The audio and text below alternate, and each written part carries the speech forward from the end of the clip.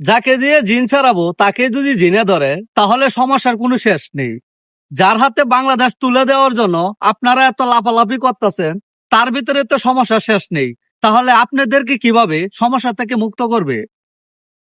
জামায়াতের আমির সে বাংলাদেশে সন্ত্রাস মুক্ত করবে, তার ছেলে হচ্ছে একটা বড় সন্ত্রাস। তাহলে সে বাংলাদেশ থেকে কিভাবে সন্ত্রাস মুক্ত করবে? আমার স্ক্রিনে রাখা এই ভিডিও দিচ্ছে তার প্রমাণ। ইসলামীর আমিরের সাথে জঙ্গি সংশ্লিষ্টতার প্রমাণ পেয়েছে পুলিশ। এই অভিযোগে তাকে আটক করেছে কাউন্টার টেরোরিজম ইউনিট।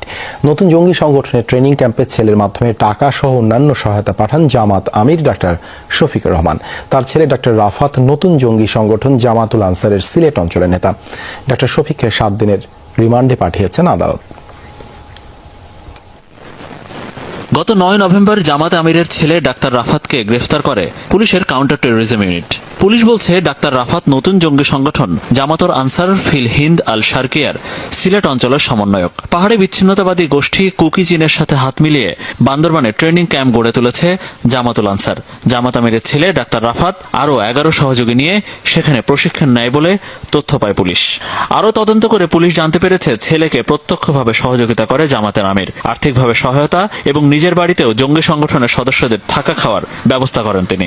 সিলেটের বাসায় এই ডাক্তার রাফাত তার অন্যান্য সহযোগীদের নিয়ে বিভিন্ন সময় এই জঙ্গি সংগঠনের দাওয়াতি কার্যক্রম করত এবং যার পুরোটাতেই পুরো বিষয়টি ডাক্তার শফিক অবগত ছিলেন এবং ক্ষেত্র বিশেষ তার সমর্থন পেয়েছেন, তার সহযোগিতা পেয়েছেন এবং তিনি যে হিজ্জত করেছেন ডাক্তার রাফাত তার 11 জন সহযোগী সহ হিজ্জত করেছেন, এই পুরো ব্যয়ভার ডাক্তার শফিক নিজে বহন করেছেন। আমিরের ব্যক্তিগত যোগাযোগের পাশাপাশি সাংগঠনিকভাবেও জামাতের জঙ্গি সংশ্লিষ্টতা আছে কিনা সে বিষয়ে কথা বলে পুলিশ। আমরা তাদের ব্যাকগ্রাউন্ড অ্যানালাইসিস করে দেখেছি যে পূর্বে তারা শিবিরের রাজনীতির সাথে যুক্ত ছিল।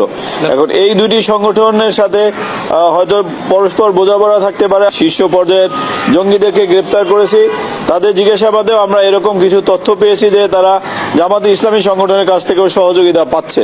ছেলে ডাক্তার রাফাতকে যে যাত্রাবাড়ির থানায় দায়ের করা সন্ত্রাস বিরোধী আইনের মামলায় আটক করা হয়েছিল সেই মামলায় গ্রেফতার দেখানো হয় ডাক্তার শফিকুরকে। রাজধানীর বসুন্ধরা আবাসিক এলাকা থেকে আটকের পর মঙ্গলবার দুপুরে নেওয়া হয় সিএমএম আদালতে। 10 দিনের আবেদনের পর ডাক্তার শফিকুরকে 7 দিনের রিমান্ড মঞ্জুর করেন আদালত।